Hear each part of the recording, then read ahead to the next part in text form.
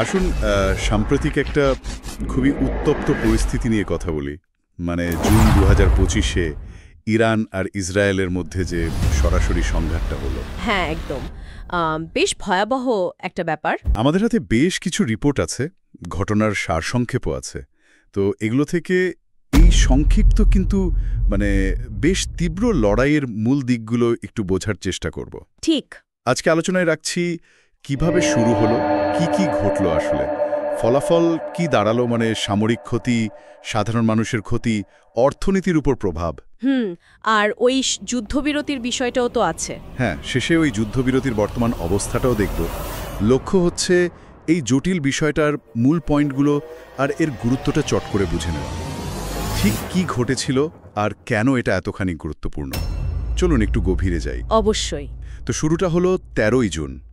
Israel একটা operation শুরু করে, নাম দিয়েছিল operation rising lion. Rising lion, হ্যাঁ। তাদের এয়ারফোর্স ইরানের পারমাণবিক আর মিসাইল ফেসিলিটি, ধরুন নাটাঞ্জ, ফোর্ডো, এগুলোতে বেশ বড়সড় হামলা চালায়।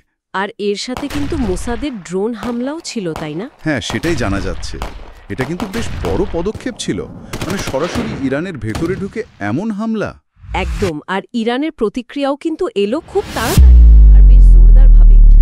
13 থেকে 14 জুনের মধ্যেই 24 ঘন্টার একটু বেশি সময় তারা 100টারও বেশি ড্রোন আর প্রায় 100টার মতো ব্যালিস্টিক মিসাইল ছড়ল ইসরায়েলের দিকে। 100টা মিসাইল? হ্যাঁ, যদিও ইসরায়েলের আয়রন ডোম আর অন্যান্য ডিফেন্স সিস্টেম বেশিরভাগই আটকে দিয়েছিল, কিন্তু কিছু তো আঘাত হেনেছিল আর তাতে সাধারণ মানুষ আহতও হন। তার পুরোপুরি আটকাতে পারেনি? না, পুরোপুরি পারেনি। আর এখানে কিন্তু থামেনি। 16 থেকে 20 জুন পর্যন্ত চলল পাল্টাপাল্টি হামলা। দুই পক্ষই সামরিক বা অসামরিক টার্গেটে হামলা চালিয়ে গেছে। যেমন ধরুন, ইসরায়েলি হামলায় ইরানের আইআরজিসির কিছু সিনিয়র কমান্ডার মারা যান। আবার ইরানের হামলায় বিরশেবার সোরোকা হাসপাতাল ক্ষতিগ্রস্ত হয়। এই ঘটনাগুলো কিন্তু সংঘাতের তীব্রতা অনেক বাড়িয়ে দিয়েছিল। এই সময়টায় কিছু ঘটনা তো বেশ ভয়াবহ ছিল, যেমন ওই 23শে জুনের ব্যাপারটা। কোনটা বলছেন? আল উদেইদ? হ্যাঁ, ইরান কাতারে মার্কিন সংশ্লিষ্ট আল উদেইদ এয়ারবেসে মিসাইল হামলা চালালো। এটা তো সরাসরি আমেরিকার স্বার্থে আঘাত। ঠিক। আর ওই একই দিনে তেহরানের এভিন কারাগারেও মিসাইল হামলা হয়। হ্যাঁ, এভিন কারাগার, যেখানে শোনা যাচ্ছে প্রায় 71 জন মারা গেছেন। একটা কারাগারে মিসাইল হামলা, এর পেছনের কারণ বা বার্তাটা কি, সেটা নিয়ে কিন্তু অনেক প্রশ্ন আছে। নিঃসন্দেহে এই ধরনের হামলাগুলো সংঘাতের চরিত্রটাই যেন বদলে দিচ্ছিল। আর যদি সামগ্রিক ফলাফলের কথা বলি, সেটা তো ভয়াবহ। দুই দিকেই শত শত মানুষ মারা গেছেন, সামরিক বেসামরিক সব মিলিয়ে। ইসরায়েল অবশ্য দাবি করেছে যে তারা ইরানের প্রায় 65% মিসাইল লঞ্চার ধ্বংস করেছে। 65%? হ্যাঁ, আর আইআরজিসির গুরুত্বপূর্ণ নেতাদেরও নাকি তারা হত্যা করেছে। এখন এই দাবির সত্যতা নিরপেক্ষভাবে যাচাই করাটা কঠিন, কিন্তু ইরানের সামরিক কাঠামো যে একটা বড় ধাক্কা খেয়েছে তা মনে হয় বলাই যায়। অর্থনীতির কি অবস্থা হলো? সেটার প্রভাবও কিন্তু বিরাট। বিশ্ববাজারে তেলের দাম বেড়ে গেল, সারের মতো জরুরি জিনিসের সাপ্লাই চেনে সমস্যা হলো। হরমুজ প্রণালীর মতো গুরুত্বপূর্ণ জলপথ নিয়ে আবার নতুন করে টেনশন তৈরি হলো। তার বিশ্বজুড়ে এর প্রভাব পড়েছে? একদম। আর মার্কিন যুক্তরাষ্ট্রের ভূমিকাটাও দেখুন, বেশ অদ্ভুত। একদিকে তারা ইসরায়েলকে সামরিক সাহায্য দিচ্ছে, আবার অন্যদিকে তারাই যুদ্ধবিরতির জন্য মধ্যস্থতা করছে। ঠিক। এই দ্বৈত ভূমিকাটা পরিস্থিতিকে আরও যেন ঘোলাটে করে তুলেছে। এই রকম একটা জটিল পরিস্থিতির মধ্যেই তো 29শে জুন আমেরিকার মধ্যস্থতায় একটা যুদ্ধবিরতি হলো।